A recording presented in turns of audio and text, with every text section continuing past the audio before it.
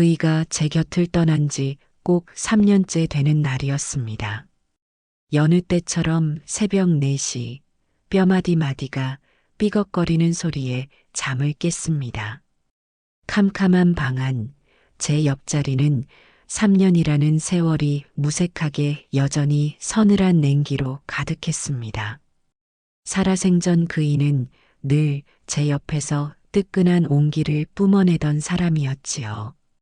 그 온기가 사라진 자리에 익숙해질 법도 한데 매일 아침 눈을 뜰 때마다 제 심장은 갓 파낸 무덤처럼 시리게 허전했습니다. 몸을 일으켜 삐걱거리는 마루를 밟고 부엌으로 나갔습니다. 벽에 걸린 낡은 달력에는 아들 민수가 큼지막하게 동그라미를 쳐둔 아버지 기일이라는 글씨가 어둠 속에서도 선명했습니다. 그 글씨를 보니 또 울컥하고 뜨거운 것이 목구멍으로 치밀어 올랐습니다. 3년이면 웬만한 슬픔은 굳은 살이 박여 무뎌진다는데 제게는 그 3년이 꼭 사흘처럼 느껴졌습니다. 쌀을 씻어 밥을 안 치고 그이가 좋아하던 물을 썰어 묵국을 끓였습니다. 보글보글 구수한 냄새가 텅 빈 집을 채우자 꼭 그이가 금방이라도 순자야, 밥 다 됐나 하며 부엌 문을 열고 들어설 것만 같았습니다. 저는 저도 모르게 대답할 뻔했습니다. 예, 영감. 다 돼가요. 헛된 기대를 삼키며 안방으로 들어가 장롱 깊숙한 곳에서 그이의 사진을 꺼내 밥상머리에 놓았습니다. 사진 속 그이는 칠순 잔칫날 민수가 씌워준 우스꽝스러운 고깔 모자를 쓰고 어색하게 웃고 있었습니다. 영감, 벌써 3년이구려. 세월 한 번 참 빠르지요? 오늘은 민수도 온다니 당신 좋아하는 묵국 실컷 끓였소. 이따가 산소에 가서 한 그릇 올릴 테니 너무 서운해 마시오. 사진 속 그이는 대답이 없었습니다. 그저 어색한 미소로 저를 바라볼 뿐이었지요. 오전 9시가 넘어서야 민수의 차가 대문 앞에 섰습니다. 쉰을 넘긴 아들은 제 걱정에 늘 안절부절 못하는 얼굴이었습니다. 어머니, 아침은 드셨어요? 늦어서 죄송합니다. 길이 좀 막혀서요. 됐다. 어서 들어오너라. 너도 아침 안 먹었을 테니 밥부터 먹자. 민수는 제가 차린 밥상 앞에서 묵국을 한술 뜨더니 말했습니다. 어머니, 아버지 솜씨는 하나도 안 닮으셨는데 이 묵국 맛은 어쩜 이렇게 아버지가 끓여주시던 거랑 똑같아요? 내 아비가 입이 짧아 내가 평생 그 입맛에 맞춰주다 보니 그리 된 게지. 그렇게 우리는 한참 동안 그이에 대한 이야기를 나누었습니다. 민수는 아버지가 얼마나 무뚝뚝하고 표현에 서툰 분이었는지, 그러면서도 얼마나 속정이 깊었는지를 추억했습니다. 저는 그저 고개를 끄덕이며 아들의 말을 들었습니다. 제가 아는 그이는 민수가 아는 것보다 훨씬 더 깊고 훨씬 더 과묵한 사람이었습니다. 그 깊은 속을 저는 50년을 함께 살고도 다 헤아리지 못했습니다. 산소로 가는 길, 차창 밖으로 익숙한 풍경들이 빠르게 스쳐 지나갔습니다. 저 들판은 그이와 함께 땀 흘려 일군 밭이었고 저 굽은 소나무 길은 젊은 시절 우리가 손을 잡고 거닐던 길이었습니다. 모든 풍경 속에 그이가 있었습니다. 산소는 마을이 내려다 보이는 양지바른 언덕배기에 있었습니다. 살아생전 그이가 내가 죽거든 꼭 저 자리에 묻어주소. 저기 누워서 당신 밭일하는 거, 민수 장가가는 거 다 지켜볼라요 하고 입버릇처럼 말하던 곳이었지요. 가파른 산길을 오르자니 숨이 턱까지 차올랐습니다. 민수가 제 팔을 부축했지만 저는 괜찮다며 손을 뿌리쳤습니다.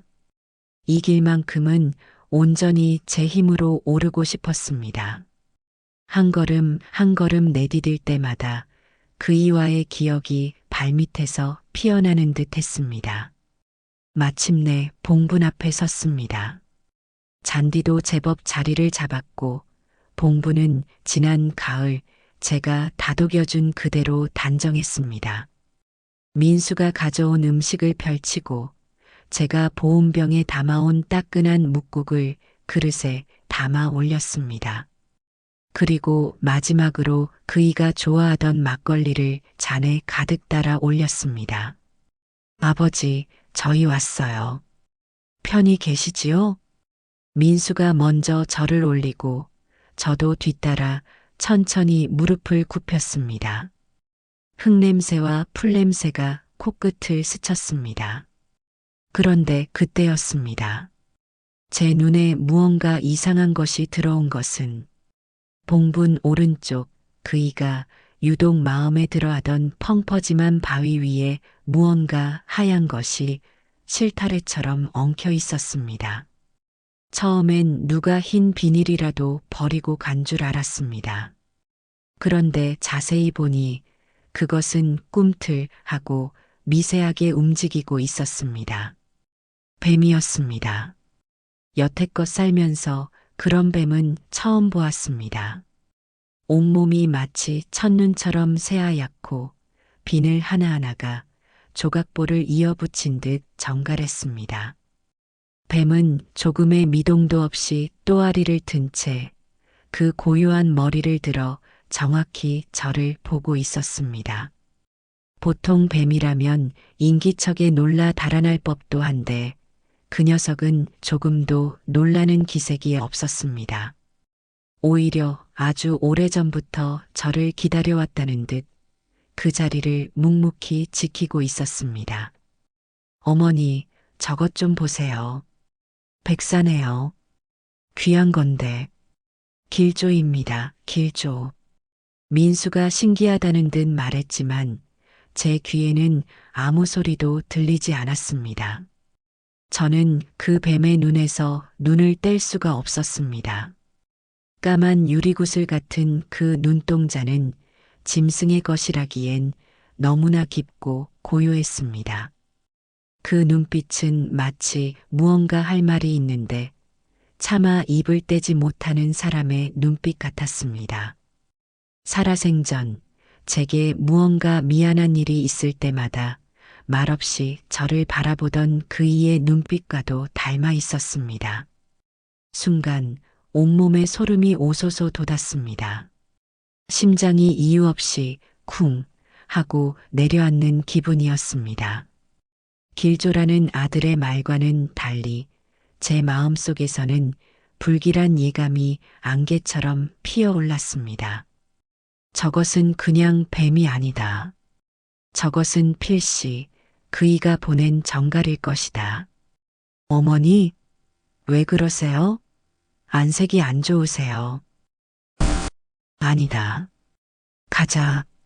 이제 그만 내려가자. 저는 서둘러 자리를 정리하고 산을 내려왔습니다. 내려오는 내내 뒤통수가 따가웠습니다. 그 하얀 뱀이 여전히 그 자리에서 저를 지켜보고 있을 것만 같았습니다. 그날 밤 저는 뜬 눈으로 밤을 새웠습니다. 머릿속에는 온통 그 뱀의 까만 눈동자만이 맴돌았습니다. 왜 하필 남편의 기일에, 왜 하필 그 바위 위에 나타난 것일까? 그 고요한 눈빛은 제게 무엇을 말하고 싶었던 것일까? 수만 가지 질문이 머릿속을 헤집었지만 답을 찾을 수는 없었습니다.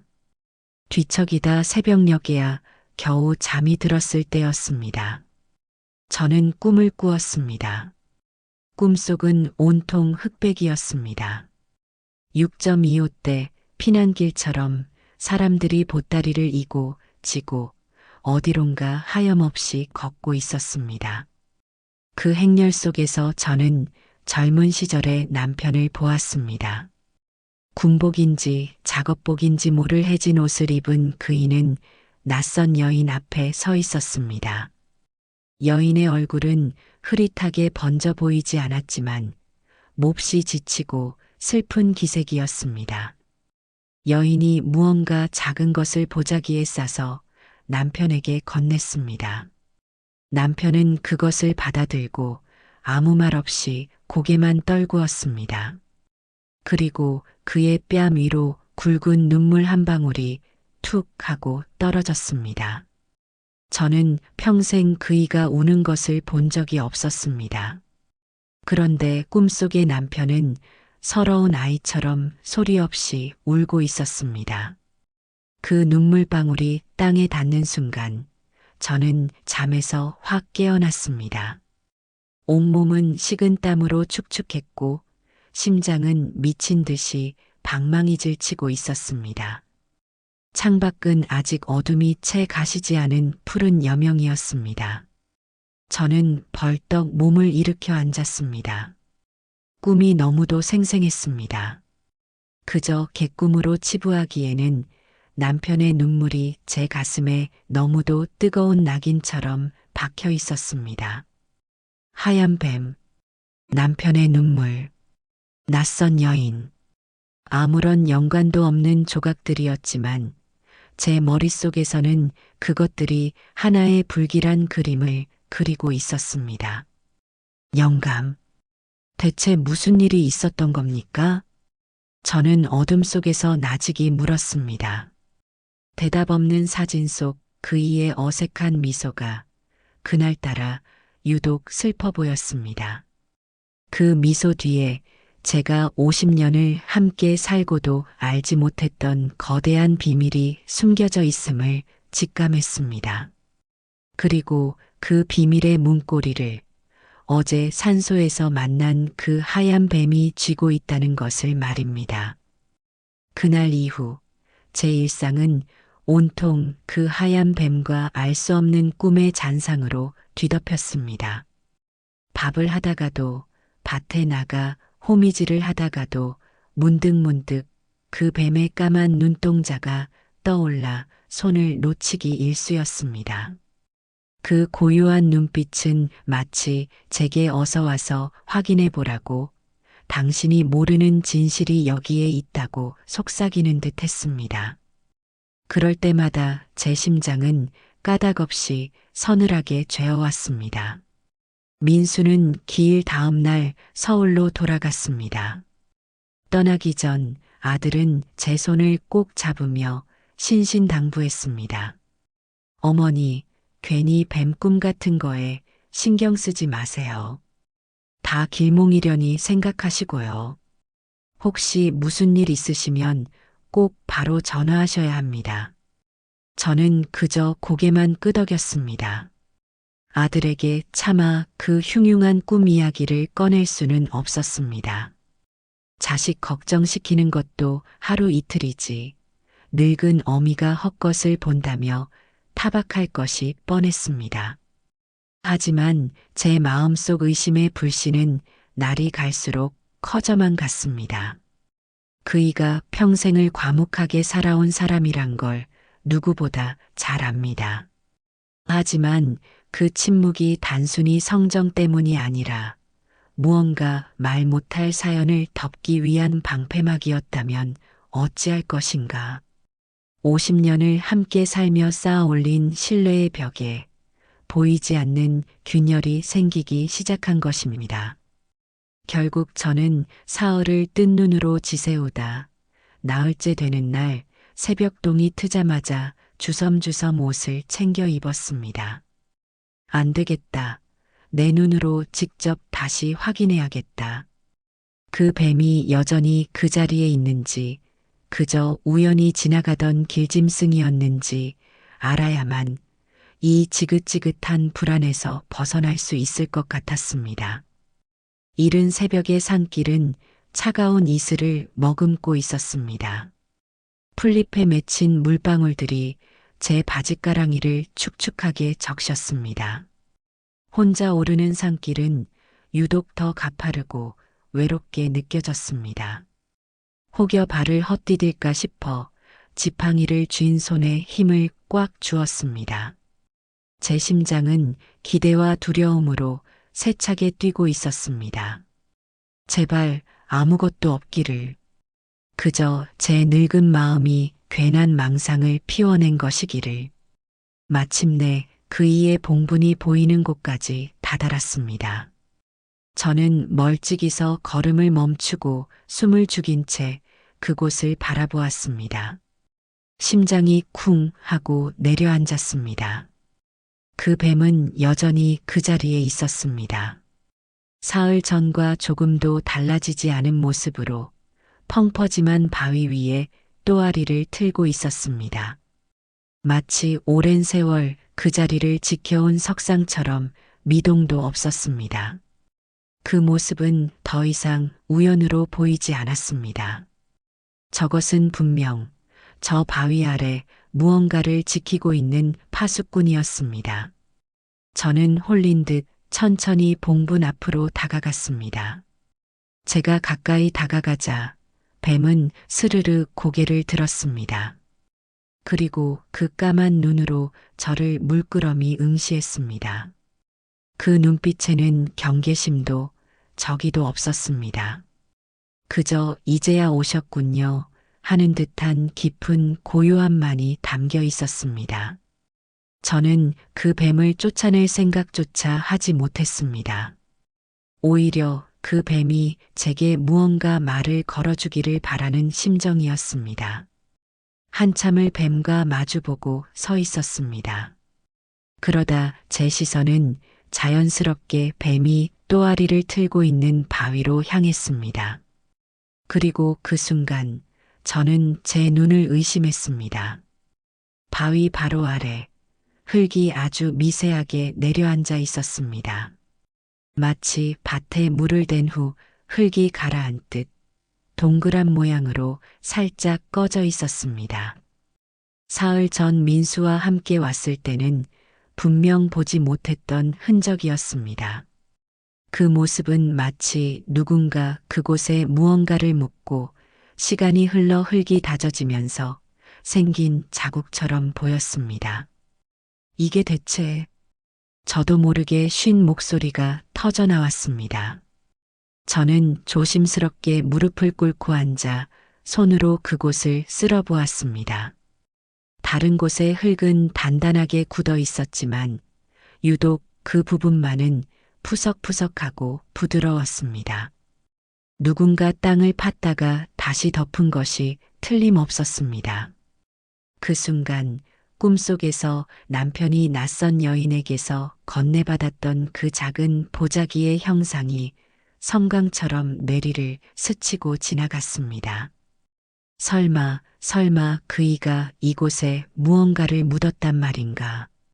아내인 나도 모르게 온몸의 피가 차갑게 식는 기분이었습니다. 저는 거친 숨을 몰아쉬며 자리에서 일어났습니다. 더 이상은 안 되겠다. 이대로는 단 하루도 마음 편히 잠들 수 없다. 저는 뒤도 돌아보지 않고 산을 내려왔습니다. 내려오는 길에 몇 번이나 넘어질 뻔했지만 아픈 줄도 몰랐습니다. 머릿속에는 오직 파봐야 한다는 생각뿐이었습니다. 집에 도착하자마자 저는 민수에게 전화를 걸었습니다. 다짜고짜 소리부터 질렀습니다. 민수야, 당장 내려오너라. 내 아버지 산소에 큰일 났다. 수화기 너머로 아들의 당황한 목소리가 들려왔습니다. 어머니, 무슨 일이세요? 또 뱀 얘기하시는 거예요? 뱀 얘기가 아니다. 묘에 누가 손을 댔다. 땅이 꺼져 있단 말이다. 제 다급한 목소리에 민수도 사태가 심상치 않음을 느꼈는지 알겠다며 일단 진정하시라고 저를 달랬습니다. 하지만 저는 진정할 수가 없었습니다. 50년을 함께한 남편의 무덤, 그 신성한 공간이 낯선 비밀을 품고 있다는 사실만으로도 저는 미칠 것 같았습니다. 그날 오후 민수가 헐레벌떡 달려왔습니다. 저는 아들의 팔을 붙잡고 곧장 산으로 향했습니다. 어머니, 제발 진정 좀 하세요. 가보면 별일 아닐 겁니다. 비가 와서 땅이 좀 꺼졌을 수도 있고요.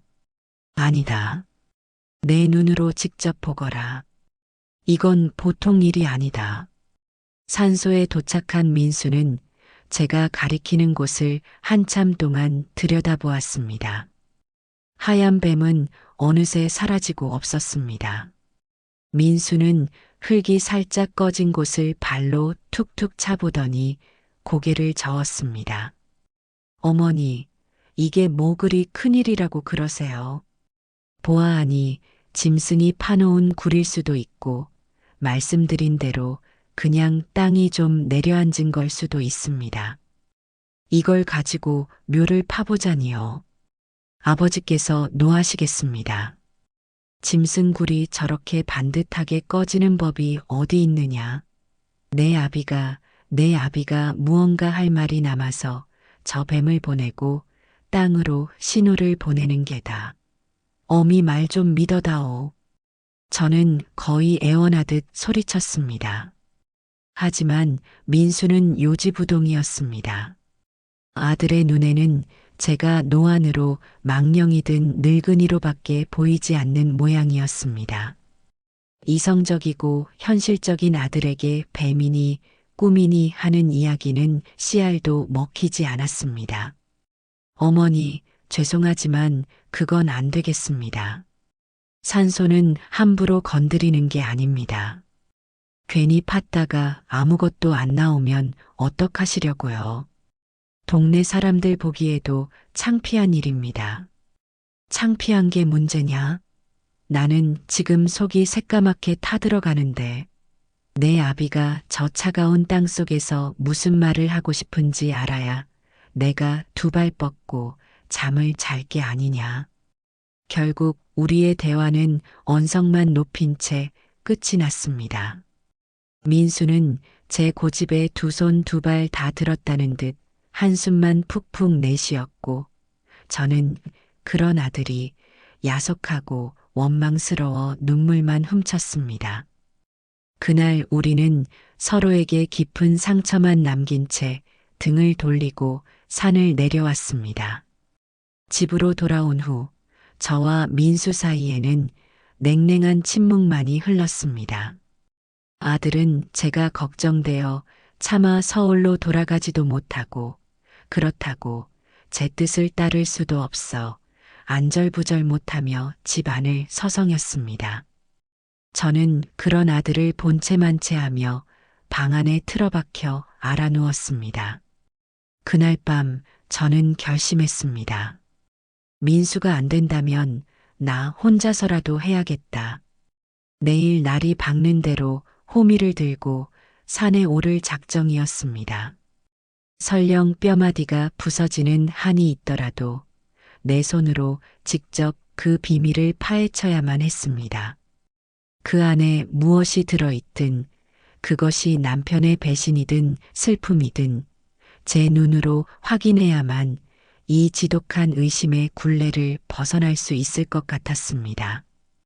그렇게 저는 어둠 속에서 50년을 함께한 남편의 무덤을 파헤칠 비장한 각오를 다지고 있었습니다. 그날 밤 저와 민수 사이를 가로지르던 침묵은 얼음장처럼 차갑고 단단했습니다. 아들은 마루를 서성이다 제 방문 앞에서 몇 번이나 멈칫거렸지만 끝내 문을 열지 못하고 제 방으로 건너갔습니다. 저는 이불을 머리끝까지 뒤집어 쓴 채 뜬 눈으로 밤을 지새웠습니다. 제 마음속에서는 천불이 일었다가 찬물이 끼얹어지기를 반복했습니다. 남편에 대한 원망, 아들에 대한 서운함, 그리고 정체를 알 수 없는 진실에 대한 두려움이 뒤엉켜 제 속을 온통 헤집어 놓았습니다. 그래, 날이 밝기만 해봐라. 내 손으로 직접 파고 말 테다. 어둠 속에서 저는 몇 번이고 비장한 결심을 다졌습니다. 낡은 호미의 차가운 쇠날이 손에 잡히는 듯 선명했습니다.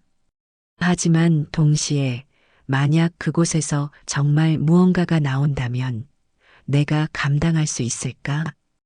50년 세월을 버텨온 내 인생이 송두리째 무너져 내리는 것은 아닐까?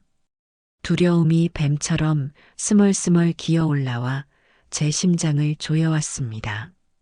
새벽닭이 울 무렵 저는 앓던 몸을 겨우 일으켰습니다. 뼈마디가 비명을 질렀지만 정신은 오히려 맑았습니다. 더 이상 망설일 시간이 없었습니다. 광으로 가 호미를 챙겨 들려던 바로 그 순간이었습니다. 제 방문이 조심스럽게 열리더니 밤새 잠을 설친 듯 퀭한 얼굴에 민수가 들어왔습니다. 어머니, 아들은 한참을 머뭇거리다 깊은 한숨과 함께 입을 열었습니다. 같이 가시지요. 제가 파보겠습니다.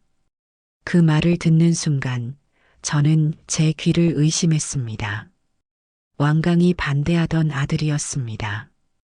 그런 아들이 제 뜻을 따르겠다고 말하고 있었습니다. 어머니 고집, 제가 하루 이틀 겪는 것도 아니고요. 저 몰래 혼자 가셔서 일이라도 내실까봐 밤새 잠 한숨 못 잤습니다. 대신 약속 하나만 해주세요. 아무것도 안 나오면, 정말 아무것도 안 나오면 그땐 다 잊고 제발 마음 편히 지내셔야 합니다. 아시겠지요? 저는 말없이 고개를 끄덕였습니다. 목이 메어 아무 말도 할 수 없었습니다. 아들의 눈에는 체념과 걱정이 뒤섞여 있었지만 그 안에는 늙은 어미를 향한 깊은 사랑 또한 담겨 있었습니다. 그것만으로도 제 마음속에 응어리져 있던 서운함이 눈 녹듯 스르르 녹아내렸습니다. 우리는 말없이 아침을 먹는 둥 마는 둥 하고 산으로 향했습니다.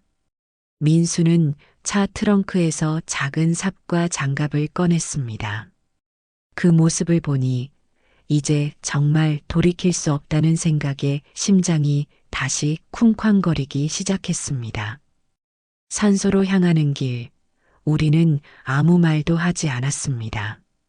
그저 서로의 거친 숨소리와 발밑에서 바스러지는 나뭇가지 소리만이 우리의 불안한 마음을 대변해 줄 뿐이었습니다. 산소에 도착하니 다행인지 불행인지 하얀 뱀은 보이지 않았습니다. 그저 흙이 살짝 꺼진 흔적만이 어제 그대로 남아 우리를 기다리고 있었습니다. 민수는 잠시 봉분을 향해 묵념을 하더니 이내 결심한 듯 소매를 걷어붙였습니다. 아버지, 죄송합니다. 어머니 마음 편하게 해드리려는 것이니 너무 노여워 마십시오. 아들은 나직이 읊조리고는 조심스럽게 삽을 땅에 꽂았습니다. 서걱하고 흙 파는 소리가 고요한 산 중에 유난히 크게 울려 퍼졌습니다. 저는 차마 그 모습을 바로 보지 못하고 몇 걸음 떨어진 소나무에 몸을 기댄 채 눈을 질끈 감았습니다. 제발, 제발 아무것도 나오지 않기를. 이 모든 것이 제 늙은 망상이었기를 마음속으로 수십 번, 수백 번을 빌고 또 빌었습니다. 시간이 얼마나 흘렀을까요? 한참 동안 흙 파는 소리만 들려오던 그때였습니다. 어머니, 민수의 목소리가 들려왔습니다. 그 목소리에는 제가 지금껏 들어보지 못했던 미묘한 떨림이 섞여 있었습니다. 저는 마른 침을 삼키며 천천히 눈을 떴습니다. 민수는 삽질을 멈춘 채 허리를 굽혀 자신이 파놓은 구덩이를 뚫어져라 보고 있었습니다. 왜 그러느냐? 아무것도 없지? 제 목소리 역시 가늘게 떨려 나왔습니다. 민수는 대답 대신 천천히 고개를 들어 저를 바라보았습니다. 그 얼굴은 하얗게 질려 있었습니다. 어머니, 무언가 있습니다. 그 한마디에 제 세상은 무너져 내렸습니다. 다리에 힘이 풀려 그 자리에 주저앉을 뻔한 것을 겨우 소나무에 기대어 버텼습니다. 민수는 다시 허리를 굽혀 흙을 조심스럽게 걷어내기 시작했습니다. 이내 딱딱하고 차가운 무언가가 모습을 드러냈습니다. 그것은 녹이 시뻘겋게 쓴 낡은 함석 상자였습니다. 어린 시절 아이들이 보물 상자라며 땅에 묻어두던 그런 종류의 것이었습니다. 하지만 그 상자는 아이들의 장난감이라기엔 너무나 무겁고 음울한 기운을 내뿜고 있었습니다. 마치 수십 년 묵은 한이 그 안에 봉인되어 있는 듯 했습니다. 민수는 상자를 조심스럽게 들어 올려 제 앞에 내려놓았습니다. 상자는 생각보다 묵직했습니다. 뚜껑은 녹이 슬어 좀처럼 열리지 않았습니다. 민수가 삽끝으로 몇 번을 낑낑대며 힘을 준 끝에야 끼익 하는 섬뜩한 소리와 함께 뚜껑이 열렸습니다. 저는 숨을 멈췄습니다. 온몸의 신경이 상자 안으로 쏠렸습니다. 상자 안에는 누렇게 변색된 편지 뭉치가 맨 위에 놓여 있었습니다. 그리고 그 아래에는 빛이 발해 형체조차 희미해진 흑백 사진 한 장이 고이 놓여 있었습니다. 사진 속에는 포대기에 쌓인 갓난아기가 잠들어 있었습니다. 너무 오래되어 아기의 얼굴은 거의 알아볼 수 없었지만 그 작은 생명의 존재감만은 선명하게 느껴졌습니다. 이게 대체... 민수가 망연자실한 목소리로 중얼거렸습니다. 저는 떨리는 손을 뻗어 맨 위에 있는 편지 한 장을 집어들었습니다. 종이는 금방이라도 바스러질 듯 낡고 푸석했습니다. 하지만 그 위에 적힌 글씨는 제게 너무나도 익숙한 것이었습니다. 그것은 틀림없는 남편의 필체였습니다. 50년을 보고 살아온 무뚝뚝하지만 정직했던 그이의 글씨. 그 글씨가 지금 제 눈앞에서 제가 평생 알지 못했던 비밀을 고백하고 있었습니다. 저는 떨리는 손으로 편지를 펼쳐 들었습니다. 첫 문장을 읽는 순간 저는 숨을 쉴 수가 없었습니다. 순자야, 이 편지를 당신이 언젠가 보게 될까? 아니, 보지 않기를 바라네. 그 한 문장에 제 심장은 바닥 없는 나락으로 떨어지는 듯 했습니다. 온몸에 피가 역류하는 것 같았고 눈앞이 아찔하게 흔들렸습니다. 저는 비틀거리며 상자 옆에 주저앉았습니다. 민수가 놀라 제 어깨를 부축했지만 저는 아들의 손을 뿌리치고 편지에서 눈을 떼지 못했습니다. 한 줄 한 줄 읽어 내려갈수록 제가 알고 있던 남편의 모습이, 우리가 함께 쌓아온 50년의 세월이 산산조각 나는 소리가 들렸습니다. 그것은 단순한 비밀이 아니었습니다. 그것은 제 인생의 근간을 뒤흔드는 거대한 배신의 기록이었습니다. 어머니, 정신 차리세요, 어머니. 민수가 제 어깨를 흔들며 소리쳤지만 제 귀에는 아무것도 들리지 않았습니다. 오직 편지 속 남편의 목소리만이 제 머릿속을 울리고 있었습니다. 저는 편지를 손에 쥔 채 넋나간 사람처럼 허공을 바라보았습니다. 그 하얀 뱀은 길조가 아니었습니다. 그것은 남편의 무덤 속에 묻혀 있던 골마 터지기 직전의 상처를 드러내기 위해 찾아온 사자였습니다. 그리고 저는 이제 그 끔찍한 상처의 실체를 마주해야만 했습니다. 손에 들린 편지지는 제 인생의 무게보다 더 무겁게 느껴졌습니다. 바스러질 듯 낡은 종이 위에는 제가 평생을 믿고 의지했던 한 남자의 너무나도 낯선 얼굴이 그려져 있었습니다. 민수가 옆에서 무어라 계속 소리쳤지만 제 귀에는 오직 제 심장이 쿵, 쿵, 쿵, 절벽 아래로 떨어지는 소리만 들릴 뿐이었습니다. 순자야, 이 편지를 당신이 언젠가 보게 될까? 아니, 보지 않기를 바라네. 그 첫 문장은 비수처럼 날아와 제 심장에 박혔습니다. 그이가 저를 순자야 하고 다정하게 부르는 것은 아주 젊은 시절 우리가 막 혼인했을 때뿐이었습니다. 아이를 낳고 세월의 먼지가 쌓이면서 우리는 그저 어이, 민수 엄마로 서로를 불렀습니다. 그런데 이 낡은 편지 속에서 그이는 수십 년 만에 제 이름을 부르고 있었습니다. 그 다정함이 오히려 더 큰 배신감으로 다가와 제 숨통을 조였습니다. 저는 떨리는 눈으로 다음 문장을 읽어 내려갔습니다.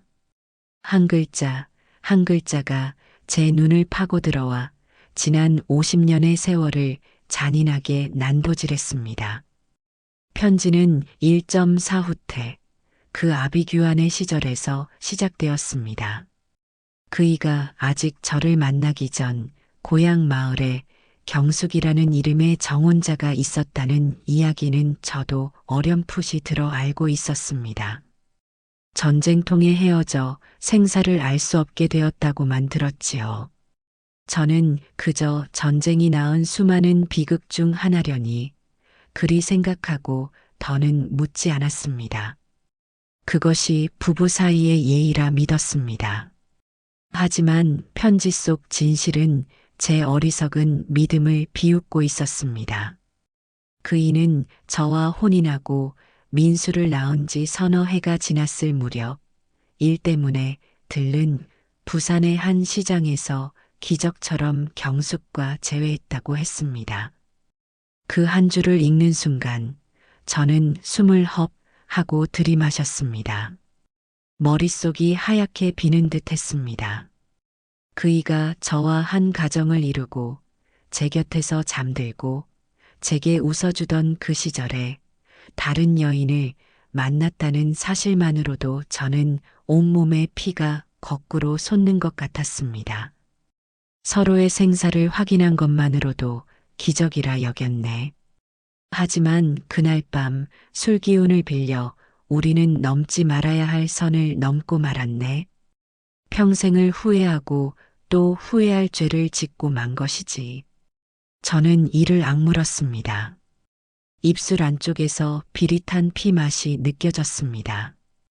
그이가 저지른 하룻밤의 실수는 거기서 끝나지 않았습니다. 그날의 인연으로 경숙이라는 여인이 아이를 가졌다는 것입니다. 그이는 저와 민수에 대한 죄책감에 차마 경숙을 책임질 수 없었고 나를 잊고 좋은 사람 만나 잘 살라는 모진 말만 남긴 채 돌아섰다고 했습니다. 그 후로 몇 년이 흘렀을까요? 어느 날 낯선 주소로 편지 한 통이 날아왔다고 합니다. 경숙이 보낸 편지였습니다. 그녀는 아이를 낳아 홀로 기르고 있으며 아이의 이름은 하늘이라 지었다고 했습니다. 그리고 편지 끝에는 이렇게 적혀 있었다고 합니다. 당신을 원망하지 않소. 그저 이 아이가 당신의 핏줄이라는 것만 기억해 주시오. 그때부터 그이의 고통이 시작된 것이었습니다.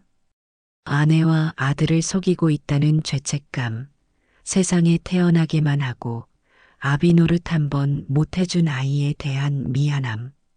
그 두 개의 맷돌이 밤낮으로 그이의 마음을 갈아댔다고 했습니다. 편지의 마지막 장은 제 심장을 갈갈이 찢어 놓았습니다. 몇 해가 더 흐른 어느 날 경숙이 웬 사내 아이의 손을 잡고 우리 집 대문 앞에 나타났네. 나는 심장이 멎는 줄 알았지. 그런데 아이의 손을 잡고 온 경숙의 입에서 나온 말은 내 평생을 지옥으로 만들었네. 우리 하늘이가 홍역을 심하게 앓다가 그만 갔다고 하더군. 그리고 이것이 그 아이의 마지막 남은 유품이라며 이 작은 사진 한 장을 내 손에 쥐어주고는 돌아섰네. 그 뒷모습을 보며 나는 소리내어 울 수도 없었네. 순자야.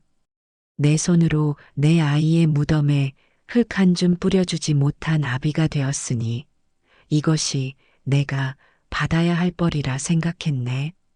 아, 아. 제 입에서 터져나온 것은 비명도 울음도 아니었습니다.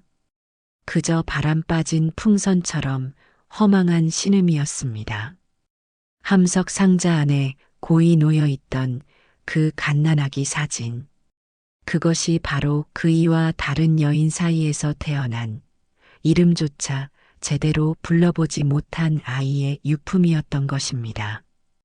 경숙은 이 사진만이라도 내가 죽을 때 함께 묻어달라고 부탁했네. 그것이 자기가 하늘이에게 해줄 수 있는 마지막 도리라고 했지. 나는 이 상자를 내 목숨처럼 품고 살았네. 당신 몰래, 민수 몰래 이 비밀을 가슴에 묻고 죽어서야 저 아이 곁으로 갈 수 있으리라 생각했네. 순자야, 나를 용서하지 마라. 하지만 이 죄 없는 이 아이만큼은 미워하지 말아다오. 편지는 거기서 끝이 나 있었습니다. 저는 편지를 손에 쥔 채 넋이 나간 사람처럼 허공을 바라보았습니다. 50년. 제가 그이와 함께 웃고 울고 다투고 화해하며 살아온 그 기나긴 세월 동안 그이는 단 한순간도 편치 못했을 것입니다. 제 옆에 누워 잠을 청하면서도 다른 여인과 제 아이의 환영에 시달렸을 것입니다. 제가 차려준 밥을 먹으면서도 목구멍으로 넘어가는 것은 밥이 아니라 죄책감이었을 것입니다. 그제야 모든 조각이 맞춰졌습니다. 젊은 시절 가끔씩 며칠씩 집을 비우고 돌아와서는 말없이 알아눕던 일. 제가 왜 그러냐고 물어도 그저 몸이 좋지 않다며 입을 닫아버리던 그이의 그늘진 얼굴. 명절 때 민수에게 새 옷을 사주면서도 한쪽 구석에서 남몰래 한숨을 내쉬던 그이의 깊은 눈. 그 모든 것이 이 지독한 비밀의 무게 때문이었던 것입니다. 어머니 아버지께서 민수가 제 어깨를 감싸 안으며 말을 잇지 못했습니다. 아들의 눈에도 굵은 눈물이 흐르고 있었습니다. 아들에게 아버지는 그저 강하고 무뚝뚝한 산 같은 존재였을 것입니다. 그런 아버지가 평생을 이런 고통 속에 살았다는 사실을 민수 역시 감당하기 힘들었을 겁니다. 하지만 저는 아들의 위로를 받아들일 수가 없었습니다. 제 마음속에서는 배신감과 연민이라는 두 개의 감정이 거대한 파도처럼 부딪히고 있었습니다. 평생을 나 하나만 바라보고 산 줄 알았던 남편의 배신. 그 사실이 제 50년 인생을 통째로 부정하는 것 같아 참을 수 없이 분노가 치밀었습니다.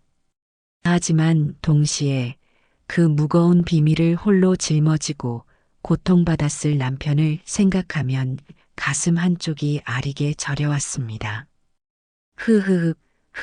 이 독한 영감, 이 모진 영감. 결국 저는 땅바닥에 주저앉아 오열하고 말았습니다. 제 울음소리가 고요한 산중에 메아리 쳤습니다. 그것은 남편에 대한 원망이었고 이름도 얼굴도 모르는 그 여인과 아이에 대한 서러움이었으며 이 모든 것을 까맣게 모르고 살아온 제 자신에 대한 한탄이었습니다. 그 하얀 뱀, 그것은 남편의 영혼이었을까요? 아니면 그 불쌍한 아이의 영혼이었을까요? 어쩌면 둘 모두였을지도 모릅니다. 차가운 땅 속에 갇힌 두 개의 영혼이 제게 보내는 마지막 구조 신호였을지도 모릅니다. 저는 울다 지쳐 거의 탈진한 상태가 되어서야 민수의 부축을 받고 산을 내려왔습니다. 손에는 여전히 그 낡은 함석 상자를 부서져라 끌어안고 있었습니다. 집으로 돌아오는 길, 세상은 온통 잿빛이었습니다. 제가 알던 세상은 이제 어디에도 없었습니다. 50년을 쌓아 올린 제 삶의 터전이 얇은 편지 몇 장에 와르르 무너져 내린 후였습니다. 산을 내려온 후 제 시간은 잿더미 속에서 멈춰버렸습니다. 집으로 돌아왔지만 그곳은 더 이상 제가 수십 년을 살아온 포근한 보금자리가 아니었습니다. 벽에 걸린 낡은 흑백 결혼사진 속 어색하게 웃고 있는 젊은 날의 그이와 제 모습이 저를 비웃는 듯 했습니다. 저 사진을 찍을 때 그이는 이미 다른 여인과 아이를 가슴에 품고 있었던 걸까요? 사진 속 제 순진한 미소가 한없이 어리석고 가여워 보였습니다. 저는 방 안에 틀어박혀 이불을 뒤집어 쓴 채 꼼짝도 하지 않았습니다. 민수가 끓여온 죽도 따뜻한 물 한 모금도 입에 대지 않았습니다. 입맛을 잃은 것이 아니었습니다. 무언가를 삼키면 그이의 배신과 거짓이 제 속을 온통 헤집어 놓을 것 같아 아무것도 넘길 수가 없었습니다. 제 머릿속은 거대한 폭풍이 휩쓸고 간 폐허와 같았습니다. 한쪽에서는 분노와 배신감이 불길처럼 타올랐습니다. 어떻게 나한테 이럴 수가 있나? 50년 세월을 자그마치 반세기를 어떻게 나를 속일 수가 있나? 그이와 함께 웃었던 모든 순간, 함께 고생했던 모든 기억이 거짓으로 얼룩지는 듯 했습니다. 제가 밭에서 허리가 휘도록 일할 때 그이는 다른 여인과 낳은 아이를 생각하며 죄책감에 시달렸을 것입니다. 제가 민수를 낳고 기뻐할 때 그이는 세상 빛도 보지 못하고 사라진 또 다른 핏줄을 떠올리며 괴로워했을 것입니다. 우리의 모든 희로애락의 순간에 보이지 않는 그림자가 함께 있었던 것입니다. 이 독한 영감 죽어서까지 내 속을 이렇게 뒤집어 놓는구려. 저는 이불 속에서 마른 눈물만 삼키며 그 일을 원망하고 또 원망했습니다. 하지만 다른 한쪽에서는 차가운 연민이 안개처럼 피어올랐습니다. 평생을 그 무거운 비밀을 짊어지고 살았을 그이의 고통이 마치 제 고통인 양 가슴을 찔러왔습니다. 얼마나 외롭고 괴로웠을까. 누구에게도 털어놓지 못하고 밤마다 홀로 그 죄의 무게를 감당해야 했던 그이의 등이 떠올랐습니다. 제가 잠든 틈을 타 마루에 앉아 담배를 태우던 그이의 굽은 어깨, 술이라도 한 잔 걸친 날이면 말없이 먼 산만 바라보던 그 깊은 눈, 그 모든 것이 이제야 이해가 되었습니다. 그이는 그저 과묵한 사람이 아니라 거대한 슬픔에 갇혀 있던 사람이었습니다. 이 두 개의 감정은 밤낮으로 저를 괴롭혔습니다. 분노에 몸을 떨다가도 어느새 그 일을 가엾게 여기는 제 자신을 발견하고는 소스라치게 놀랐습니다. 저는 혼란스러웠습니다. 남편을 용서해야 하는가 아니면 평생 원망해야 하는가. 제 마음은 갈피를 잡지 못하고 거친 파도에 휩쓸리는 조각배처럼 위태롭게 흔들렸습니다. 민수는 그런 저를 어쩌지 못하고 안절부절 못했습니다. 아들은 제 방문 앞에서 몇 번이나 서성이다 조심스럽게 입을 열었습니다. 어머니, 식사 좀 하세요. 그러다 정말 큰일 나십니다. 나가거라. 나 혼자 있고 싶다. 어머니, 다 옛날 일입니다. 전쟁통에 정신없을 때 벌어진 일 아닙니까? 아버지를 너무 원망만 하지는 마세요. 평생을 어머니랑 저만 보고 사셨잖아요. 아들의 위로가 오히려 제 속을 더 헤집어 놓았습니다. 내가 뭘 안다고 그런 소리를 하느냐? 평생을 나랑 너만 보고 살아? 내 아비는 평생을 다른 여자랑 제 자식 귀신에 씬 채로 산 게다. 그걸 보고도 그런 말이 나와. 저는 저도 모르게 날카로운 소리를 내뱉고 말았습니다. 민수는 제 격한 반응에 상처받은 얼굴로 입을 꾹 다물었습니다. 아들에게 화를 낸들 무엇하겠습니까? 하지만 제 속에서 들끓는 이 시커먼 감정의 응어리를 어딘가에 쏟아내지 않고는 견딜 수가 없었습니다. 그날 오후 저는 더 이상 참지 못하고 자리에서 벌떡 일어났습니다. 그리고 장롱을 열어 그 위에 유품이 담긴 낡은 나무 상자를 꺼냈습니다. 그이가 평생 입던 해진 작업복, 손때 묻은 돋보기, 달아빠진 지갑 그 모든 것이 위선처럼 느껴졌습니다. 저는 그 상자를 들고 마당으로 나갔습니다. 어머니, 지금 뭐 하시려는 거예요? 민수가 놀라 달려나왔지만 저는 아랑곳하지 않고 아궁이 앞에 상자를 부려놓았습니다. 다 태워버릴 것이다. 이 사람의 흔적, 이 집에 남은 거짓의 냄새, 모조리 다 태워버릴 게야. 안 됩니다, 어머니. 제발 이러지 마세요. 이건 아버지의 인생 전부란 말입니다. 민수가 제 앞을 가로막으며 애원했습니다. 저는 아들을 뿌리치고 그 위에 낡은 옷가지를 아궁이 속으로 집어 던지려 했습니다. 바로 그때였습니다. 제 손에 들린 옷가지 사이에서 무언가 툭 하고 떨어졌습니다. 그것은 빛바랜 사진 한 장이었습니다. 민수가 갓 돌을 지났을 무렵 냇가에서 찍은 가족 사진이었습니다. 사진 속에서 젊은 날의 그이는 아들 민수를 목말 태우고 환하게 웃고 있었습니다. 그리고 그 옆에서 저는 수줍은 듯 행복한 미소를 짓고 있었습니다. 그 사진을 보는 순간 제 손의 힘이 탁 풀렸습니다. 저 웃음, 저 행복, 저것까지도 거짓이었을까? 아니, 저 순간만큼은 진심이었을 것입니다. 제 아들을 바라보던 저 눈빛, 저 행복한 미소만큼은 진짜였을 것입니다. 그이는 비록 다른 곳에 빚을 진 사람이었지만 저와 민수에게만큼은 최선을 다한 남편이자 아버지였습니다. 저는 그 자리에 주저앉아 버렸습니다. 손에 든 옷가지를 차마 아궁이에 던져넣지 못했습니다. 태워버릴 수가 없었습니다. 그이의 거짓을 태우면 우리의 진실했던 시간까지도 한 줌의 재로 사라져버릴 것만 같았습니다. 어머니, 민수가 다가와 제 어깨를 감싸 안았습니다.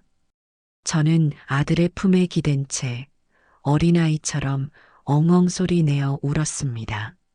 민수야, 나 어떡하면 좋으냐? 이 영감을 용서해야 하니, 미워해야 하니. 그때 제 머릿속에 문득 그 하얀 뱀이 떠올랐습니다. 그 고요하고 슬픈 눈동자. 저는 불현듯 깨달았습니다. 그 뱀은 그 여자가 보낸 원혼일 게다. 제 자식 아비 빼앗아 갔다고, 죽어서도 편히 살지 말라고 저주를 퍼부으러 온 게야. 그렇지 않고서야. 그렇게라도 생각하지 않으면 제 마음이 갈피를 잡을 수 없을 것 같았습니다. 남편을 향한 연민을 끊어내고 오롯이 배신감과 분노에만 집중하고 싶었습니다. 그래야 살 수 있을 것 같았습니다. 정체 모를 그 여인과 아이를 원망의 대상으로 삼아야만 제가 이 고통에서 벗어날 수 있을 것 같았습니다. 저는 미친 사람처럼 중얼거렸습니다. 그래, 원혼이야. 그 독한 것들이 우리 영감 발목을 잡고 늘어진 게야. 죽어서도 편히 눈을 감지 못하게. 민수는 제 넋두리를 그저 잠자코 들어주었습니다. 아들은 아마 제가 너무 큰 충격에 헛소리를 한다고 생각했을 겁니다. 하지만 제게는 그것이 유일한 탈출구였습니다. 남편을 용서할 수도 온전히 미워할 수도 없는 이 지독한 혼란 속에서 저는 원혼이라는 이름의 희생양을 만들어내고 있었던 것입니다. 그날 밤 저는 처음으로 밥을 몇 술 떴습니다. 그리고 마당에 끌어냈던 남편의 유품 상자를 다시 방 안으로 들여놓았습니다. 하지만 상자는 열어보지 않았습니다. 그 안에 든 함석 상자는 더더욱 만질 엄두도 내지 못했습니다. 그것은 마치 판도라의 상자처럼 제 안에 잠들어 있던 모든 분노와 슬픔을 다시 깨울 것만 같았습니다. 저는 그 상자를 방 한구석에 밀어두고 애써 외면했습니다. 하지만 잠자리에 누우면 어둠 속에서 그 상자가 저를 지켜보는 듯한 착각에 빠지곤 했습니다. 그 안에서 남편의 한숨소리와 이름 모를 아기의 울음소리가 들려오는 듯 했습니다. 저는 이불을 뒤집어 쓴 채 밤새 그 보이지 않는 원혼과 싸워야 했습니다. 그날 이후 제 마음은 황량한 겨울 들판과 같았습니다. 남편의 유품을 태우려다 포기한 후 저는 그를 향한 극심한 분노와 연민 사이에서 위태로운 줄타기를 하고 있었습니다. 하얀 뱀은 그 여자의 원혼일 것이라는 생각은 이 혼란을 잠재우기 위한 저만의 위태로운 주문이었습니다. 그 주문을 외울 때만 저는 남편을 향한 연민을 잠시 잊고 오롯이 피해자가 될 수 있었습니다. 그래야만 숨을 쉴 수 있을 것 같았습니다.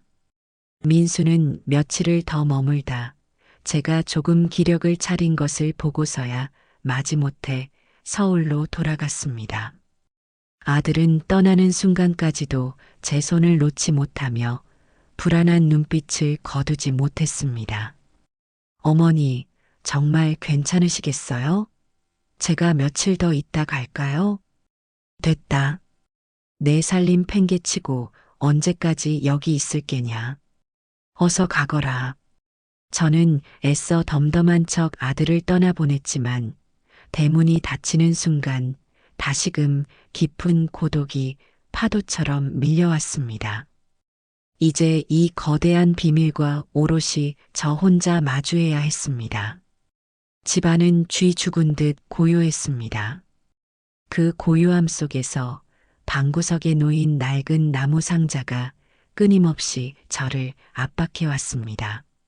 저는 그 상자를 애써 외면하며 밭으로 나갔습니다. 흙을 만지고 땀을 흘리면 이 지긋지긋한 생각의 늪에서 잠시나마 벗어날 수 있을 것 같았습니다. 하지만 호미질을 하다가도 문득 그이와 함께 밭을 갈던 기억이 떠오르면 손에 힘이 탁 풀리곤 했습니다. 그때의 그이는 무슨 생각을 하고 있었을까? 내 옆에서 땀을 훔치면서도 마음은 다른 곳을 헤매고 있었을까? 모든 것이 의심스러웠습니다. 며칠을 그렇게 시체처럼 지냈습니다. 그러다 문득 이대로는 안 되겠다는 생각이 들었습니다. 이 의심과 혼란의 고리를 끊어내려면 무언가 해야만 했습니다. 그저 주저앉아 원망만 하고 있기에는 제게 남은 시간이 그리 많지 않았습니다. 저는 무엇에 홀린 듯 마을 회관으로 향했습니다. 이장이라면, 평생을 이 마을에서 살아온 이장이라면 혹시 무언가 알고 있지 않을까? 그이에 대해, 혹은 제가 전혀 알지 못하는 그이의 과거에 대해 아주 작은 조각이라도 주어 맞출 수 있지 않을까 하는 신락 같은 희망이었습니다. 마을 회관 마루에는 동네 노인 몇몇이 모여 화투를 치고 있었습니다. 제가 들어서자 모두들 놀란 눈으로 저를 바라보았습니다. 제가 며칠째 두문불출하며 알아누웠다는 소문이 이미 온 동네에 퍼져 있었기 때문입니다. 아이고, 순자씨, 몸은 좀 괜찮으시오? 민수한테 얘기 들으니 아주 큰 충격을 받았다던데. 이장이 화투패를 내려놓고 제게 다가와 걱정스럽게 물었습니다. 저는 애써 괜찮다는 표정을 지으며 이장을 한쪽 구석으로 불렀습니다. 이장님, 드릴 말씀이 좀 있어서요. 무슨 일이요? 표정이 왜 그리 심각해? 저는 어디서부터 어떻게 말을 꺼내야 할지 막막했습니다. 차마 남편이 다른 여자와 아이를 낳았다는 말은 입 밖으로 낼 수가 없었습니다. 그것은 제 마지막 남은 자존심이었습니다. 저는 한참을 망설이다 조심스럽게 입을 열었습니다. 혹시 우리 그이가 젊었을 때 부산 쪽으로 자주 댕겼던가요? 제 뜬금없는 질문에 이장은 고개를 갸웃거렸습니다. 부산? 글쎄, 워낙에 과묵한 양반이라 자기 속 얘기를 잘 안 해서. 아, 그러고 보니 가끔씩 그랬던 것 같기도 하구려. 1년에 한두 번씩, 며칠씩 집을 비우고 부산에 다녀오곤 했지. 무슨 큰 볼일이 있나 보다. 다들 그리 생각했어. 왜 무슨 일이라도 있어? 다녀와서는 어땠나요? 다녀와서는 꼭 며칠씩 알아누웠지. 몸이 아니라 속이 앓는 사람처럼 말이요. 순자 씨가 아무리 들여다봐도 입을 꾹 다물고 있으니 우리도 더는 묻지 않았고, 그때마다 순자 씨 속도 말이 아니었잖소. 이장의 말에 제 심장이 쿵 하고 내려앉았습니다. 남편의 편지 내용과 정확히 일치했습니다. 그이는 경숙이라는 여인을 만나고 온 날이면 죄책감에 몸져 누웠던 것입니다. 제 기억 속 희미했던 과거의 조각들이 이제야 제자리를 찾아가는 듯 했습니다. 저는 마른 침을 삼키고 가장 묻고 싶었던 질문을 꺼냈습니다. 혹시 그이가 어린애 옷 같은 걸 산 적은 없던가요? 제 질문에 이장은 눈을 동그랗게 떴습니다. 그리고는 무언가 기억을 더듬는 듯 한참 동안 천장을 바라보았습니다. 아, 이제야 생각나네. 참 이상한 일이다 싶어 기억하고 있었지. 이장의 목소리가 낮아졌습니다. 그는 주위를 한번 둘러보고는 제게만 들릴 듯한 목소리로 속삭였습니다. 한 10년 전인가 그 양반 환갑이 막 지났을 때였소. 그해 겨울 유독 추웠던 날, 내가 밤늦게 볼일 보고 집에 들어가는데 대개 집 아궁이에서 무언가 타는 냄새가 나더군. 불이라도 났나 싶어 담벼락에 바싹 붙어 안을 들여다봤지.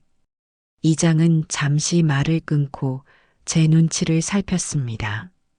저는 숨을 죽인 채 다음 말을 기다렸습니다. 그 양반이 김영감이 아궁이 앞에 쪼그리고 앉아 있더군. 그리고는 품속에서 무언가를 꺼내 불 속에 던져넣고 있었소. 자세히 보니 갓난아기 베네 저고리 같은 것이었소. 하얗고 작은 옷이었지. 베네 저고리. 그렇소. 그걸 불 속에 던져넣고는 한참을 말없이 불꽃만 바라보더군. 그러다 흐읍 하고 우는 소리를 내는데 어찌나 서럽게 울던지 차마 내가 아는 척을 할 수가 없었소. 70평생 그 양반 우는 건 그때 처음 봤네. 그래서 나도 그냥 못 본 척하고 돌아섰지. 대체 무슨 사연이 있기에 저러나 궁금했지만 차마 물어볼 수가 있어야지. 순자 씨, 혹시 그 일에 대해 아는 거라도 있소? 저는 아무 대답도 할 수 없었습니다. 그저 눈앞이 핑 돌고 귀가 멍멍해졌습니다. 그이가 그 무뚝뚝하고 강하기만 하던 그이가 홀로 아궁이 앞에서 갓난아기 옷을 태우며 소리 없이 울었다는 사실이 거대한 망치가 되어 제 가슴을 내리쳤습니다. 그것은 그이가 죽은 아이에게 보내는 제사였을 것입니다. 이름도 불러주지 못하고 무덤에 흙 한 줌 덮어주지 못한 아이를 위해 그는 매년 겨울 가장 추운 날 그렇게 자신만의 제사를 지내왔던 것입니다. 그 모습을 상상하니 남편을 향한 원망과 분노가 봄눈 녹듯 스르르 녹아내렸습니다. 그 자리에는 형언할 수 없는 깊은 슬픔과 연민만이 남았습니다. 그는 가해자가 아니었습니다. 저와 마찬가지로 어쩌면 저보다 더 깊은 고통 속에서 평생을 살아온 또 다른 피해자였습니다. 전쟁이라는 거대한 비극이 낳은 길 잃은 영혼이었습니다. 저는 이장에게 아무 말 없이 고개만 꾸벅 숙이고 마을 회관을 빠져나왔습니다. 집으로 돌아오는 길, 제 발걸음은 천근만근 무거웠습니다. 하지만 마음은 이상하게도 조금은 가벼워진 듯 했습니다. 원혼이라는 억지스러운 주문으로 덮어두었던 남편의 진심이, 그 뜨거운 눈물이 이제야 제게 와 닿았기 때문입니다. 집에 돌아온 저는 곧장 방으로 들어가 구석에 밀어두었던 나무 상자를 끌어당겼습니다. 그리고 그 안에 든 함석 상자를 조심스럽게 열었습니다. 낡은 편지 뭉치와 빛바랜 아기 사진. 며칠 전 저를 지옥으로 밀어넣었던 그 유품들이 이제는 다르게 보였습니다. 그것은 더 이상 배신의 증거가 아니었습니다. 한 남자가 평생을 짊어져야 했던 슬픔의 무게이자 고통의 기록이었습니다. 저는 그제야 그 하얀 뱀의 눈빛을 다시 떠올렸습니다. 그 고요하고 깊은 눈동자. 그것은 원망이나 저주가 아니었습니다. 그것은 간절한 부탁이었습니다. 내 아픔을 알아주시오. 그리고 이 가여운 아이를 당신만이라도 거두어 주시오. 남편은 제게 용서를 구하고 있었던 것입니다. 저는 함석 상자를 가슴에 꼭 끌어안았습니다. 차갑게 식어있던 상자에서 마치 그이의 체온이 느껴지는 듯 했습니다. 저는 더 이상 그를 원망할 수 없었습니다. 이제 제가 해야 할 일은 그의 마지막 부탁을 들어주는 것 뿐이었습니다. 이장의 이야기를 듣고 돌아온 그날 밤, 저는 처음으로 깊은 잠을 잤습니다. 꿈도 꾸지 않았습니다. 마치 오랜 열병을 앓고 난 후처럼 몸은 천근만근 무거웠지만 마음은 이상하리만치 고요했습니다. 제 마음을 거칠게 핥히던 분노와 배신감의 발톱이 무뎌지고 그 자리에는 묵직하지만 감당할 수 있을 정도의 슬픔만이 남았습니다. 다음 날 아침 저는 잠에서 깨자마자 방구석에 놓아두었던 함석 상자를 끌어당겼습니다. 며칠 전까지만 해도 쳐다보기조차 두려웠던 그 상자가 이제는 더 이상 낯설거나 두렵지 않았습니다. 저는 조심스럽게 뚜껑을 열고 그 안에 든 편지 뭉치를 다시 꺼내 들었습니다. 이번에는 처음부터 끝까지 아주 천천히 읽어 내려갔습니다. 처음 읽었을 때는 제 감정에 휩쓸려 보지 못했던 것들이 보이기 시작했습니다. 행간마다 빼곡히 들어차 있는 그이의 고뇌와 후회, 그리고 죄책감의 무게가 고스란히 느껴졌습니다.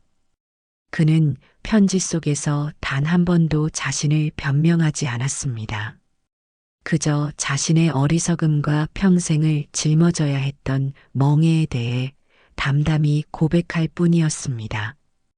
그리고 저는 마지막 편지를 다시 펼쳐 들었습니다. 아내인 제게 남긴 그 절절한 참회의 편지.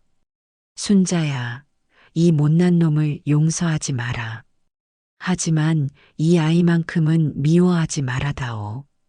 내 평생의 짐이자 단 한 번도 따뜻하게 안아주지 못한 내 핏줄이다. 내가 죽거든 이 아이가 외롭지 않게 내가 거두어다오. 그 마지막 문장을 읽는 순간 제 눈에서 뜨거운 눈물이 왈칵 쏟아졌습니다. 이전과는 다른 눈물이었습니다. 원망과 서러움의 눈물이 아니라 깊은 연민과 이해의 눈물이었습니다. 그이는 제게 용서를 구하고 있었습니다. 하지만 그것은 자신을 위한 용서가 아니었습니다. 그는 이미 자신의 죄를 평생의 고통으로 짊어지고 갔습니다. 그가 진정으로 바랐던 것은 이름도 없이 사라져간 그 가여운 아이를 위한 용서였습니다. 아비로서 아무것도 해주지 못한 채 떠나보낸 아이가 이 세상의 마지막 남은 인연인 제게라도 미움받지 않기를, 그래서 저 차가운 땅 속에서나마 외롭지 않기를 바랐던 것입니다. 이 바보 같은 영감, 이 미련한 영감. 저는 편지를 가슴에 끌어안고 소리내어 울었습니다. 왜 진작 말하지 않았을까? 왜 그 무거운 짐을 50년 동안이나 홀로 짊어지고 갔을까? 만약 그이가 제게 모든 것을 털어놓았다면 저는 그를 원망했을지언정 그를 그토록 외롭게 내버려 두지는 않았을 것입니다. 우리는 부부였습니다. 좋은 일이든 굳은 일이든 함께 나누고 짊어져야 할 부부였습니다. 하지만 그는 저를 지키기 위해, 이 가정을 지키기 위해 모든 고통을 자기 안으로만 사겼던 것입니다. 그 미련한 사랑의 방식이 제 가슴을 더욱 아프게 찔렀습니다. 그제야 저는 그 하얀 뱀의 눈빛을 온전히 이해할 수 있었습니다. 그것은 원혼의 저주도 길조의 상징도 아니었습니다. 그것은 길 잃은 영혼의 간절한 눈빛이었습니다. 아내에게 차마 전하지 못한 말을 대신 전하러 온 남편의 영혼이자 세상에 태어났으나 아비의 품에 한 번 안겨보지 못한 채 쓰러져간 아이의 영혼이었습니다. 그 두 개의 슬픈 영혼이 하나가 되어 제게 마지막 부탁을 하러 찾아왔던 것입니다. 우리를 용서해 주시오. 그리고 이 아이를 당신의 품에 거두어 주시오. 저는 눈물을 닦고 자리에서 일어났습니다. 그리고 함석 상자에서 빛바랜 갓난아기 사진을 조심스럽게 꺼내 들었습니다. 희미한 형체 속에서 저는 그 아이의 얼굴을 가만히 들여다보았습니다. 그 작은 얼굴 어디엔가 제 남편의 모습이, 그리고 제 아들 민수의 모습이 겹쳐 보였습니다. 그 아이 역시 미워할 수 없는 네 사람의 핏줄이었습니다. 아가야. 저도 모르게 나직이 아이를 불렀습니다. 내 아비가 참 미련한 사람이었다. 너를 이리 외롭게 만들고 나를 이리 아프게 만들고 하지만 이젠 괜찮다. 이 할미가 이제라도 너를 거두어 주마. 더는 외롭지 않게 내 아비 곁에서 편히 쉬게 해주마. 저는 사진을 제 얼굴에 가만히 가져다 대었습니다. 차가운 종이의 감촉 너머로 마치 온기가 느껴지는 듯 했습니다. 수십 년의 세월을 뛰어넘어 제가 한 번도 본 적 없는 그 아이와 비로소 만나는 순간이었습니다. 마음의 결정을 내리자 제가 해야 할 일이 분명해졌습니다. 저는 민수에게 전화를 걸었습니다. 민수야, 이번 주말에 시간 좀 내서 내려오너라. 할 일이 있다. 제 목소리는 놀랍도록 차분하고 단단했습니다. 민수는 제 달라진 목소리에 조금 놀란 듯 했지만 이내 알겠다며 그러겠다고 대답했습니다. 주말이 되어 민수가 내려왔습니다. 아들은 제 안색이 한결 편안해진 것을 보고 안도의 한숨을 내쉬었습니다. 저는 아들을 앉혀놓고 지난 며칠간 제가 겪은 마음의 변화와 이장에게서 들었던 이야기를 차분히 설명했습니다. 그리고 제 결심을 말했습니다. 이 아이 내 아버지 곁에 함께 묻어주어야겠다.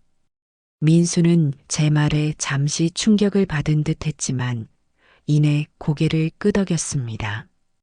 어머니께서 그렇게 결정하셨다면 따라야지요. 아버지를 평생 괴롭혔던 짐을 이제라도 저희가 덜어드려야지요. 아들의 눈에도 깊은 이해와 슬픔이 담겨 있었습니다. 우리는 더 이상 아버지를 배신자로 여기지 않았습니다. 그저 시대를 잘못 만나 평생을 아파해야 했던 한 불쌍한 사람으로 받아들이게 된 것입니다. 다음 날 우리는 함석 상자를 들고 다시 산소로 향했습니다. 며칠 전 분노와 혼란 속에서 올랐던 그 길과는 전혀 다른 길이었습니다. 제 발걸음은 무겁지만 단단했고 마음은 슬프지만 평온했습니다. 산소에는 하얀 뱀이 보이지 않았습니다. 마치 자신의 소임을 다하고 떠나간 듯 그저 따스한 햇살만이 봉분과 바위를 비추고 있었습니다. 민수가 며칠 전 팠던 곳을 다시 파기 시작했습니다. 저는 그 옆에 쪼그리고 앉아 함석 상자를 열고 편지와 사진을 꺼냈습니다. 저는 남편이 제게 남긴 마지막 편지를 품속에 고이 넣었습니다. 그것은 이제 제가 평생 간직해야 할 그이의 마지막 사랑의 증표였습니다. 그리고 나머지 편지들과 아기 사진을 다시 함석 상자에 정성껏 넣었습니다. 영감, 당신이 남긴 짐, 이제 내가 거두어 갑니다. 그러니 당신은 이제 아무 걱정 말고 편히 쉬시오. 저승에서 이 아이 만나거든 그땐 꼭 한번 따뜻하게 안아주시오. 못다한 아비 노릇 실컷 해주시구려. 저는 나직이 속삭이며 상자 뚜껑을 닫았습니다. 민수가 파놓은 구덩이에 상자를 넣고 함께 흙을 덮었습니다. 마지막 흙을 덮기 전 저는 그 위에 작은 들국화 한 송이를 올려놓았습니다. 이름도 없이 쓰러져간 그 작은 영혼을 위한 저의 첫 번째 선물이었습니다. 흙을 모두 덮고 봉분을 단정하게 다듬고 나니 비로소 제 마음속에 거대한 파도가 잠잠해지는 것을 느꼈습니다. 50년 묵은 체증이 시원하게 내려가는 기분이었습니다. 그것은 용서였습니다. 남편을 그리고 그의 비밀을 나아가 그 모든 것을 품고 살아온 제 자신을 용서하는 순간이었습니다. 저는 비로소 진정으로 남편의 무덤 앞에서 편안한 마음으로 절을 올릴 수 있었습니다. 함석 상자를 다시 땅에 묻고 봉분을 정갈하게 다듬고 나니 산중의 공기가 전과는 다르게 느껴졌습니다. 늘 제 어깨를 짓누르던 무겁고 축축한 기운이 걷히고 그 자리에 따스하고 청명한 햇살이 스며드는 듯 했습니다. 저는 민수와 함께 한참 동안 말없이 봉분을 바라보았습니다. 이제 저 차가운 땅 속에서 그이는 더 이상 홀로 외롭지 않을 것입니다. 평생을 가슴에 묻어두었던 핏줄과 비로소 함께 잠들었으니 그제야 편히 눈을 감을 수 있을 것입니다. 어머니, 이제 내려가실까요? 민수가 제 어깨를 가만히 감쌌습니다. 저는 고개를 끄덕였습니다. 더 이상 이곳에 미련도 원망도 남지 않았습니다. 마음이 가벼워지니 신기하게도 무릎을 짓누르던 통증도 덜한 듯 했습니다. 산을 내려오는 발걸음은 오를 때와는 비교할 수 없이 가뿐했습니다. 집으로 돌아온 후 제 일상은 예전의 모습을 되찾았습니다. 하지만 모든 것이 전과 같지는 않았습니다. 제 마음 속에는 이전에는 없던 깊고 잔잔한 평온이 자리 잡았습니다. 아침에 눈을 떠 옆자리에 냉기를 느낄 때 더 이상 가슴 시린 허전함 대신 담담한 그리움이 차올랐습니다.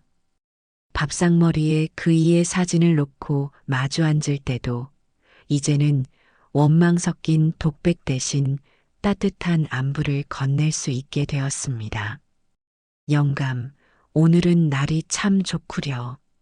당신이랑 그 아기 햇볕 아래서 따뜻하게 잘 자고 있겠지요. 사진 속 그이의 어색한 미소는 더 이상 슬퍼 보이지 않았습니다. 마치 무거운 짐을 내려놓은 사람처럼 한결 편안해 보였습니다. 민수는 그 주말을 꼬박 채우고 서울로 돌아갔습니다. 떠나는 아들의 얼굴에는 더 이상 걱정의 그늘이 없었습니다.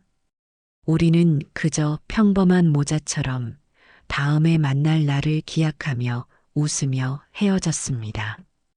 며칠이 지난 어느 맑은 가을날이었습니다. 저는 밭에서 물을 뽑아 돌아오는 길이었습니다. 문득 산 중턱에 있는 그이의 무덤 쪽으로 시선이 향했습니다.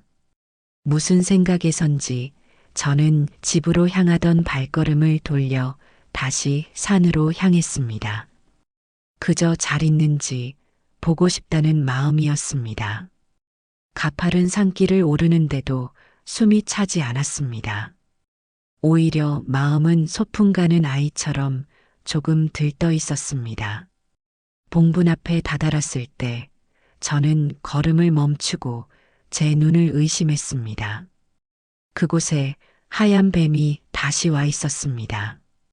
하지만 이전과는 다른 모습이었습니다. 다리를 틀고 경계하듯 앉아있던 모습이 아니었습니다. 뱀은 봉분 옆 우리가 함석 상자를 묻었던 바로 그 자리에 양지 바른 곳에 길게 몸을 뻗고 누워 있었습니다. 마치 긴 여행을 마치고 돌아와 따스한 햇볕 아래서 평화롭게 오수를 즐기는 나그네처럼 더없이 평온하고 안온한 모습이었습니다. 저는 저도 모르게 미소를 지었습니다. 그리고 조심스럽게 다가가 그 옆에 쪼그리고 앉았습니다. 인기척을 느꼈을 텐데도 뱀은 조금도 놀라거나 움직이지 않았습니다. 그저 꼬리 끝을 살짝 까딱하고 움직였을 뿐입니다. 마치 제게 인사를 건네는 것 같았습니다. 왔느냐? 저는 나직이 말을 건넸습니다. 이제 걱정일랑 말거라. 내가 다 알아서 잘 거두어 줄 테니 너희는 그저 거기서 따뜻하게 서로 기대어 편히 쉬기만 하면 된다. 제 말이 끝나자 놀라운 일이 벌어졌습니다. 뱀이 스르르 아주 천천히 몸을 움직이기 시작했습니다. 그리고는 제 발치까지 다가와 제 낡은 고무신 끝에 머리를 가만히 스치고 지나갔습니다. 차가울 것이라 생각했는데 이상하게도 그 감촉은 따스하고 부드러웠습니다. 마치 고마움을 전하는 고양이의 몸짓처럼 그 움직임에는 깊은 감사와 작별의 인사가 담겨 있었습니다.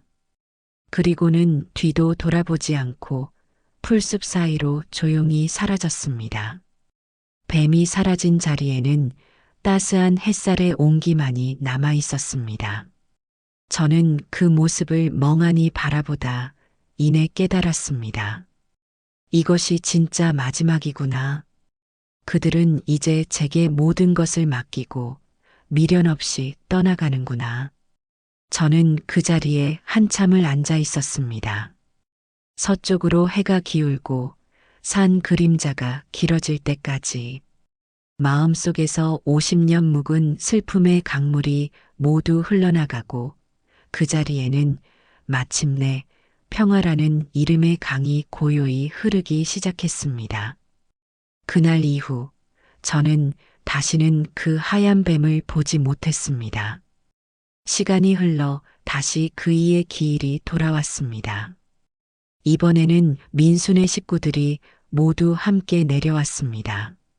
손자 녀석은 제법 자라 제 키를 훌쩍 넘어섰고 며느리는 제게 고운 색의 스카프를 선물했습니다. 우리는 함께 음식을 장만하고 웃음꽃을 피우며 산에 올랐습니다. 봉분 앞은 깨끗했습니다. 잡초 하나 없이 마치 누군가 매일같이 쓸고 닦은 것처럼 정갈했습니다. 저는 갓 지은 밥과 따끈한 묵국을 2그릇 나란히 올렸습니다. 하나는 남편을 위해, 다른 하나는 이름 모를 그 아이를 위해, 그리고 막걸리도 2잔을 따라 올렸습니다. 아버지, 할아버지, 저희 왔어요. 손자 녀석이 제법 어른스러운 목소리로 인사를 올렸습니다. 그 모습을 보니 저도 모르게 웃음이 났습니다. 세월은 이렇게 흘러가는 것이고 슬픔은 새로운 생명과 시간 속에서 이렇게 희석되는 것이구나 싶었습니다. 저를 올리고 봉분을 둘러보는데 며느리가 말했습니다. 어머니, 여기 좀 보세요. 꽃이 피었어요. 며느리가 가리키는 곳은 우리가 함석 상자를 묻었던 바로 그 자리였습니다. 그곳에는 이름 모를 하얀 들꽃 몇 송이가 수줍게 피어 있었습니다. 마치 그 하얀 뱀이 남기고 간 마지막 선물처럼 그 꽃은 유난히 희고 깨끗했습니다. 저는 그 꽃을 가만히 쓰다듬었습니다. 꽃잎에서 그날 제 고무신을 스치고 지나가던 그 부드러운 감촉이 느껴지는 듯 했습니다. 그래, 잘 있구나. 잘 있어. 저는 나직이 속삭였습니다. 50년을 가슴에 묻어두었던 비밀. 그 비밀은 제게 거대한 폭풍으로 다가왔지만 결국 제 남은 인생을 더 깊고 단단하게 만들어 주었습니다. 저는 이제 남편을 온전히 이해하고 그의 모든 삶을 사랑으로 품을 수 있게 되었습니다. 그리고 제게는 얼굴도 이름도 모르지만 가슴으로 낳은 또 하나의 손주가 생겼습니다. 산소에서 내려오는 길, 저는 민수의 부축을 사양하고 혼자 걸었습니다. 제 손에는 남편의 마지막 편지가 고이 접혀 들려 있었습니다.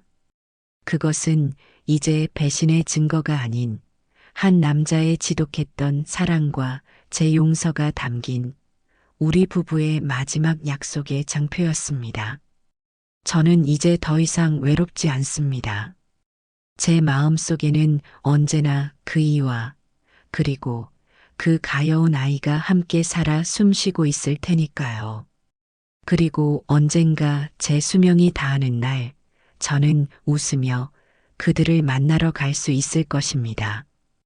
그땐 꼭 말해주고 싶습니다.